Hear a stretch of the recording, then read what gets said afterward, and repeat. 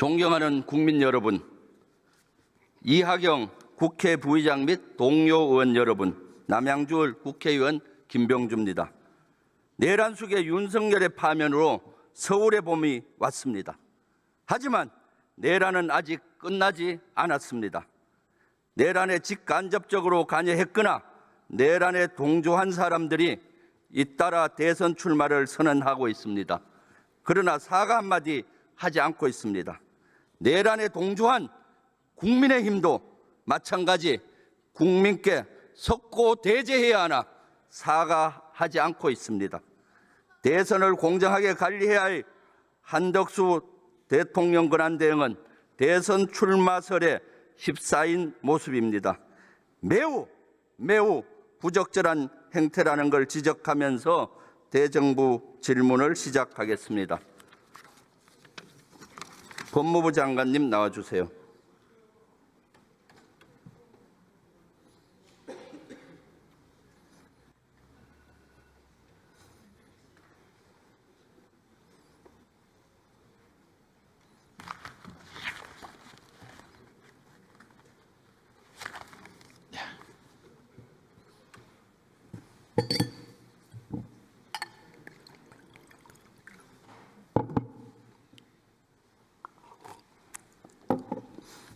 내란숙의 윤석열이 파면된 지 열흘째입니다. 그런데 아직도 제대로 된 사과 한마디 하지 않고 있습니다. 이 정도 되면은 사실은 내각이 총사퇴하고 거국 내각을 만들어야 된다고 저는 생각하고 있습니다. 어떻게 생각하십니까? 제가 판단할 내용은 아니라고 생각합니다. 그렇지만은 법무부 장관이나 실제 장관들은 책임이 있다고 봅니다. 윤석열 파면 정부 여기에 대해서 그럼 법무부 장관으로서 사과해야 된다 생각하는데 사과 한번 하십시오. 법무부 장관으로서는 탄핵을 의회에서 소추를 해서 제가 탄핵 재판을 받았습니다. 그렇지만 그 탄핵 재판은 과정에 제가 여러 가지 말씀을 드렸습니다. 지금 의원님께서 내란을 저보고 말씀하시는데 내란은 아직 재판 중에 있고 제가 내란의 공범이라는 내용은 없습니다. 무슨 사과를 하라고 하시는지 제가 정확하게 모르겠습니다. 윤 정권 대통령이 파면됐으면은 그 강요들은 당연히 정치적 책임을 지고 사과해야 되는 것이죠. 그렇지 않아요? 법적 책임은 나중에 재판정에서 시비를 가리면 되는 것이고 저희들 그 다음 날 사의를 표한 바 있습니다. 그리고 의회에서 말씀하실 때에 저희들 대국민 사과를 하라고 하셔서 다 같이 일어나서 사과한 적도 있습니다. 그때는 12.3 내란 직후고 지금은 파면이 됐습니다. 공식적으로. 그럼 다시 사과할 수 있죠. 사과하시겠습니까? 제가 판단할 일은 아닙니다.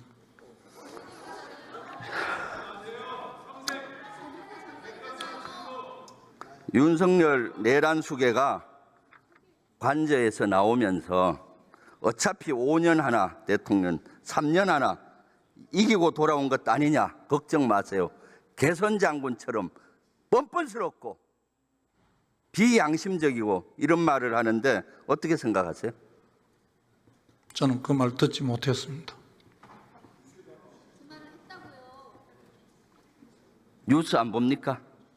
예, 요즘 안 봅니다. 그럼 지금 제가 얘기하잖아요. 이런 얘기를 했어요. 나오면서 개선 장군처럼 어차피 5년 하나 3년 하나 대통령 이기고 돌아왔다. 어떻게 생각하세요? 저는 전 대통령의 생각이라고 생각합니다. 매우 부적절하죠. 제가 판단할 일은 아닙니다. 조금 전에 김영배 의원이 질의했을 때 12월 4일 안가 모임에서 참가했잖아요. 저녁에 법무부 장관께서 그때 2차 계엄 토의는 안 했다라고 얘기하셨죠. 조금 전에. 당연합니다. 그러면 1차 계엄에 대한 대응에 대한 토의였겠네요. 대응이라는 게 무슨 말씀인지 모르겠습니다. 법적으로 어떻게 대응할 건지, 앞으로 어떻게 말 맞출 건지 그 토의 아닙니까? 그런 목적을 갖고 모인 자리가 아닙니다. 12월 4일 날 온 국민은 2차 비상계엄이 할지 밤을 새우고 있는데 안가에서 저녁을 즐기면서 할 수 있는 게 뭐겠습니까? 저희들 즐기면서 오랜 시간을 밥을 먹고 있었던 게 아닙니다. 법 앞에 모든 국민은 평등하죠. 그래야 한다고 생각합니다. 대통령도 예외는 아니죠. 누구라도 마찬가지라고 생각합니다. 그런데 오늘 형사재판에 나오는 윤석열 내란숙에는 지하주차장 쪽으로 지하도를 이용했고 재판 촬영도 안 됐습니다. 이거 윤석열만을 위한 특혜 아닙니까? 그 과정은 제가 결정한 것이 아니고 법원에서 필요에 따라서 한 조치로 생각됩니다. 법 앞에 평등해야 되는 대한민국이 법 앞에 불평등하다는 대표적인 사례입니다. 법무장관은 이럴 때 한마디 해야 되는 겁니다. 잘못된 거죠? 그거는 법원에서 판단한 일이라고 생각합니다. 법원에서 법 앞에서 평등하지 않다는 걸 보여주는 사례 아닙니까? 그 부분은 제가 언급할 내용이 아닙니다. 외교부 장관님 나와주세요. 외교부 차관.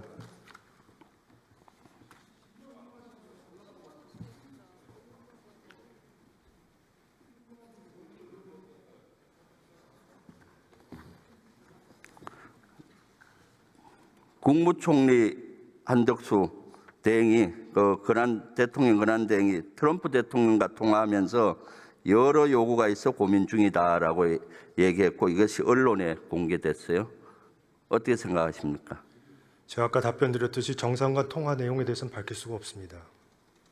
이것이 흘러나온 것은 대단히 비밀이 보장이 안 된 거고 비밀 위반이죠. 저는 그에 대해서는 저희가 밝힌 바가 없습니다. 그러면 이것은 외교부에서는 수사를 의뢰하든가 조사를 해야 된다고 생각하는데 조사하시겠습니까? 외교부가 정할 사항이 아니고 정상간 통화였기 때문에 판단을 한다면 총리실에서 판단할 사항이라고 봅니다. 외교부에서 외교에 이러한 것은 대단한 결례죠. 또 중립적인 선거 관리를 해야 되는 대행으로서 출마 운운을 외국 정상과 한다는 것이 대도체 제정신입니까? 어떻게 생각하세요? 제가 아까 말씀드렸듯이 정상간 통화 내용에 대해서 제가 얘기할 수가 없습니다. 한덕수 권한대행은 윤석열의 아바타이면서 윤석열과 실제 내란의 저는 공범이라고 생각해요. 그러니까 이런 모습을 보이고 뻔뻔하게도 위기관리를 못하고 대선 나가겠다 운운하면서 외국 정상하고도 하면은 협상력이 올라가나요? 내려가지? 어떻게 생각하세요? 외교 전문가로서. 정상 통화 내용과 관련되기 때문에 말씀을 못 드리겠습니다. 민간 국가 내일부터 효력이 발휘가 되는데 우리나라 계속 포함되어 있습니까? 의원님 잘 아시는 것처럼 지난 3월 20일에 산업부 장관하고 에너지부 장관 간에 이 문제 해결을 위해서 앞으로 신속하게 협의한다는 합의가 있었고요. 그 이후에 계속 지금 실무 협의가 진행 중에 있습니다.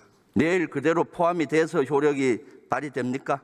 에너지부 내부 절차에 따르는 것이기 때문에 물리적으로 좀 시간이 걸릴 가능성도 있어 보입니다. 내일 발의가 됩니까? 안 됩니까? 미 에너지부 내부 규정입니다. 미 에너지 내부 규정이기 때문에 내일 발효가 되고 안 되고 미국이 밝히지도 않을 것이고 하지만 현재로서는 계속 실무 협의가 진행 중이라는 말씀드리겠습니다. 이것은 특대형 외교 참사입니다. 그동안 외교부나 관련 부서는 뭐 했습니까? 미국 에너지부 내부 절차입니다. 그리고 대외적으로 밝히게 되어 있지 않고 그 리스트와 관련해서 그 국가들과도 의논하게 되어 있는 게 아닙니다. 하지만 그게 나왔기 때문에 문제가 됐고 한미 간의 협의가 진행 중인 것입니다. 1981년도에 우리가 민간국가 지정된 적이 있죠. 그렇습니다. 해제하는데 몇 년 걸렸습니까? 10년 이상 걸렸습니다. 13년 걸렸어요. 그렇게 어렵습니다. 도대체 윤석열 정권의 외교부와 강요들은 도대체 뭘 하는지 모르겠어요. 대미 수출품 관세율 10%는 그대로 적용이 되는 겁니까? 그렇습니다. 보편관세 10%는 계속 적용이 되는 것으로 알고 있습니다. 언제부터 적용됩니까? 4월 9일부터 시작이 됐기 때문에 그 상호관세만 유예가 되고 보편관세 10%는 계속 이제 부과가 되는 것으로 이해하고 있습니다. 우리 경제에는 어떤 부정적인 영향이 있습니까? 전반적으로 관세가 우리 기업에 미치는 영향을 있을 것입니다. 그래서 이 유예 기간 90일 동안에 관세를 철폐하거나 아니면 그 인하하는 방향으로 미국과 적극적으로 협의를 해나가고자 합니다. 미국 언론에는 핸드폰이나 컴퓨터나 뭐 이런 거는 관세에서 제외된다고 하는데 사실입니까? 현재로서는 제외가 되어 있습니다. 제외되는 품목이 뭡니까? 그 말씀하신 그 지금 이제 컴퓨터 그다음에 그 개인 휴대폰 이런 거로 되어 있습니다. 그리고 제외되지 않는 품목은 주로 어떤 건가요? 우리 핵심 수출품 중에? 지금 이미 그 품목별 관세에 따라 가지고 철강, 알루미늄, 자동차에 대해서는 25% 관세가 적용이 되고요. 나머지 모든 수출품에 대해서는 10% 관세가 적용이 되는데 말씀하신 것처럼 컴퓨터와 개인 휴대폰에 대해 가지고는 일단은 적용이 유예되는 것으로 어제 발표가 있었습니다. 방위비 분담금은 이미 서로 합의가 돼서 2026년에 효력이 발휘되죠. 그렇습니다. 그런데도 불구하고 이것을 같이 또 협상할 가능성이 있다 하는데 어떻게 보고 있습니까? 방위비 분담금에 대한 그런 트럼프 대통령의 생각은 평상시에 그런 지론이고요. 근데 현재로서는 방위비 분담금 재협상을 미측에서 공식 제안한 것은 아닙니다. 하지만 우리가 그 가능성에 대비해서 여러 가지 시나리오별로 대책을 세워놓고 있습니다만 이 자리에서 그 대응책을 말씀드리는 건 적절하지 않은 것 같습니다. 네, 국방부 차관 나와주세요.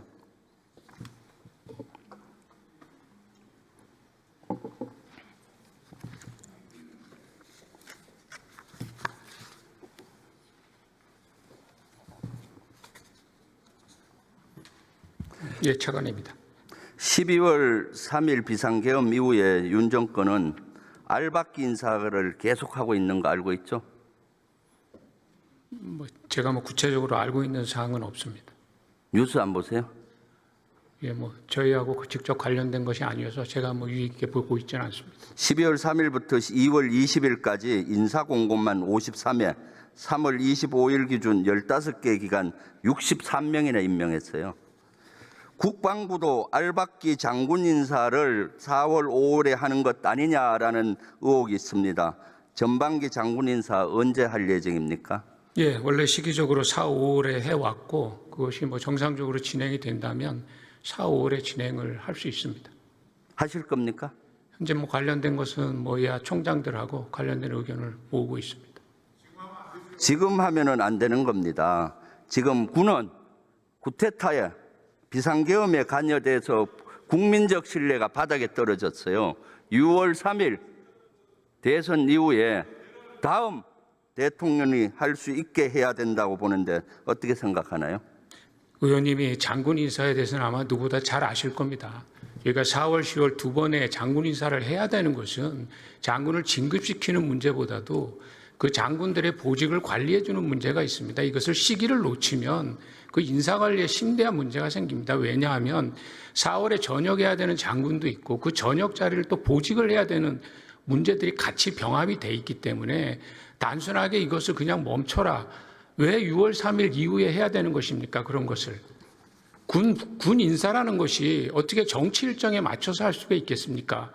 그건 필요해서 하는 것이고요. 아마 우려하시는 것은 새로운 장군을 진급시키는 문제에 대해서는 신중해야 된다는 의견으로 제가 이해를 하고 있습니다. 물론 그것 때문에 저희들이 지금 고민하고 있다는 말씀을 드리고요. 보직 관리를 위해서 필요하다면 전역 장군들의 자리를 보직을 통해서 그 직무를 수행하도록 해서 연속성을 만들어주는 것은 저희들의 직무입니다. 그것은 이해해 주셔야 될 것 같습니다. 장군 인사 너무 잘 알기 때문에 6월 이후에 하라고 권고하는 겁니다. 한 달 차이, 별 차이 없어요. 쿠데타에 가담해서 군이 국민적인 신뢰를 잃었는데 장군 인사를 하면은 쿠데타 잔존 세력을 심는다고 국민들이 의심할 거 아닙니까? 물론 국방부 차관은 공명정대한다고 전 생각해요. 하지만 그런 오해를 받으면서 다시 군의 신뢰를 추락시킬 필요 있습니까? 한 달 사이에. 예, 의원님 지적하시는 걸 저희가 유념해서 조치를 할 것이고 6월 3일 이후로라도 아마 말씀하신 대로라면 새로운 장관님이 또 그 보임을 하셔야 되고 그분이 인사를 전체적으로 파악을 하셔야 되고 그렇다면 이것이 상당 기간 지체될 것은 뭐 저희들이 보지 않아도 명확한 사실입니다. 그렇기 때문에 그 지체되는 것의 영향성이 크다고 생각하면 부득이하게 할 수 있다라는 말씀을 드리고요. 단 말씀하신 것 저희가 유념해서 적절하게 판단하도록 하겠습니다. 부득이하게 하지 마시고 6월 달에 새로운 대통령 오면은 전반기 인사는 아주 최소로 하고 가을에 대대적인 인사를 하면 되는 겁니다. 전혀 문제 없어요. 그렇게 좀 해주기를 권고드립니다. 윤석열 정권 들어와서 제일 먼저 인수위에서 했던 것이 뭡니까? 대통령실 이전 문제를 가지고 했던 것으로 알고 있습니다. 그렇죠. 국방부 갑자기 건물을 뺏어서 들어가 버려서 국방부 너무나 곤란했습니다. 공간도 뺏어 들어가고 안보 공백에다가 군은 너무나 피해를 많이 컸죠. 지금 용산 대통령실 이전 다시 해야 된다는 여론이 일어나고 있습니다. 아마 이번 대선 과정에서 대선 후보들이 공약을 낼 것이고 새로운 대통령이 되면은 다시 옮길 확률이 많다고 봅니다. 어떻게 생각하세요? 뭐 그건 저희 국방부가 뭐 판단할 일은 아닌 것 같습니다. 새로운 정부가 판단하면 거기에 맞춰서 저희들은 또 조치할 수 있도록 그렇게 하겠습니다. 대통령실 이전으로 인해서 가장 피해자는 국방부입니다. 윤석열 정권 들어와서 첫 번째도 국방부가 피해고 마지막도 쿠데타의 군을 이용함으로써 가장 큰 피해를 입은 군입니다. 저는 용산 대통령실 이전 해야 된다고 생각을 합니다. 그동안 용산 대통령실 이전에 따른 사후 조치들 하는 거 있잖아요. 뭐 있습니까? 예, 그 뭐 용산 지역에 있는 용산 재배치 계획과 연계된 다양한 것들이 지금 현재 한미 간의 협의가 이루어지고 있습니다. 또 뭐 그 안에 있는 시설 이전 문제들도 있고요. 합참 이전도 2,390억 들여서 26년도 하는 계획들이 이루어지고 있잖아요. 예, 현재 그 사업 타당성 조사를 진행 중에 있습니다. 그래서 이런 것도 6월 3일까지는 잠정 보류를 하기 바랍니다. 쓸데없이 예산 허비하지 마시고요. 그렇게 하시겠습니까? 예, 아마 사업 타당성 조사가 그 이전에 나오지 않습니다. 그 이후에 나올 것이기 때문에 아마 새로운 정부가 들어선 이후에 거기에 대한 판단이 될 것으로 봅니다. 그래서 본위원은 대통령실은 용산에 있어서는 안 됩니다. 다시 비정상의 정상화가 돼야 됩니다. 그것이 청와대로 갈지 세종으로 갈지는 더 검토가 필요하겠죠. 여기에 대해서 국방부 차관 입장보다는 예비역 장군으로서 어떻게 생각합니까? 예, 그것은 뭐 예비역 장군 또 뭐 국방부 차관 이런 직책적에서 판단하는 것이 아니고 그것은 뭐 정부 차원에서 판단이 되면 거기에 뭐 조치가 이루어지는 것이라고 생각을 합니다. 그래서 후속 조치 계획들이 잠시 보류하는 것이 예산 절감도 되리라고 봅니다. 김현태 707 단장 아직 특전사나 일부 요원들은 정신을 못 차리고 있어요. 탄원서 707에서 김현태 단장을 위해서 받고 있다는 거 들었죠? 예, 들었습니다. 탄원서 내용이 어떤 내용입니까? 뭐 내용은 모르겠고 지금 보직 그 해임을 시킨 것에 대해서 인사소송을 위해서 본인이 탄원서를 뭐 받고 있다라는 것을 제가 듣고 있습니다. 두 개 다 문제라는 거 알고 있습니까? 근데 뭐 인사소송에 제기하는 것도 본인의 뭐 기본적인 권리고요. 또 거기에 탄원서를 받아서 제출하는 것도 권리인데 만약에 뭐 탄원서를 작성하는 것이 뭐 강압이나 강요회 이런 것들만 아니라면 저희가 사실은 뭐 제지할 수 있는 그런 것은 없습니다. 강압적으로 한다면 그것이 뭐 강압적이라는 것이 확실히 명기가 된다면 탄원서로서의 효력은 발휘하지 못할 것입니다. 내용도 부적절해요. 국회의원 끌어내라거나 국회 기능을 마비시키라는 지시한 적이 없고 조작된 뉴스와 혈혈단신으로 싸우고 있다. 헌법재판소에 윤석열 파면 선고문가 배치되는 내용이에요. 그리고 강압적으로 받고 있다라고 제보가 들어오고 있습니다. 이거 조사해서 관련자 처벌하십시오. 조사하시겠습니까? 제가 뭐 관련돼서 뭐 말씀을 하셨으니까 확인을 해보겠습니다. 그리고 김현태 해외 도피하려고 했잖아요. 의원님 그 정확한 표현은 뭐 해외 도피라고는 아니고요.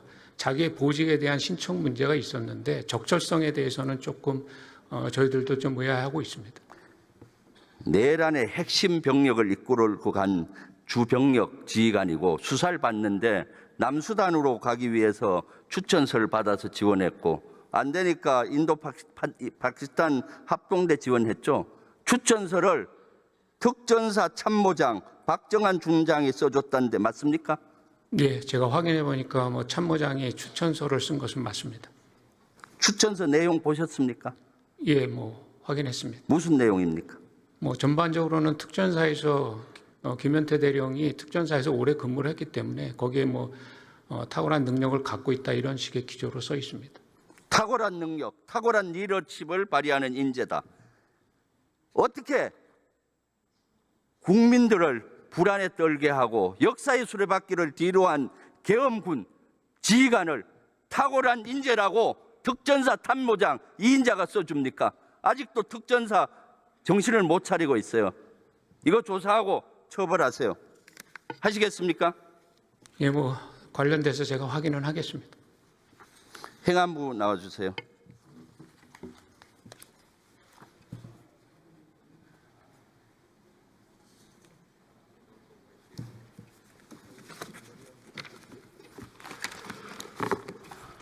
예, 행안부 차관입니다. 산불 대형 산불에 컨트롤 타워가 제대로 작동 안 됐습니다. 그래서 산불의 피해를 키웠습니다. 알고 계시죠?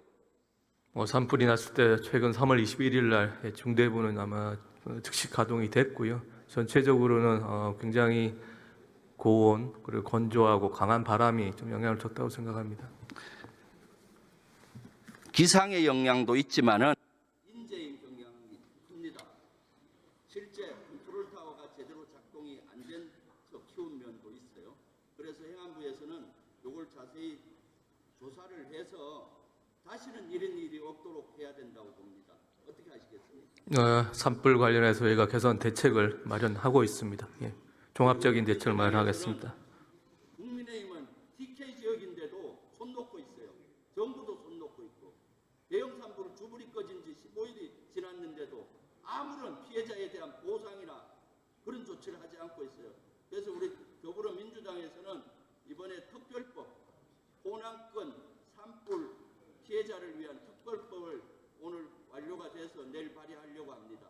그 관련되는 거는 행안부도 관련되니까 적극 협조해서 산불 영남권, 네, 영남권 잘못 얘기했습니다.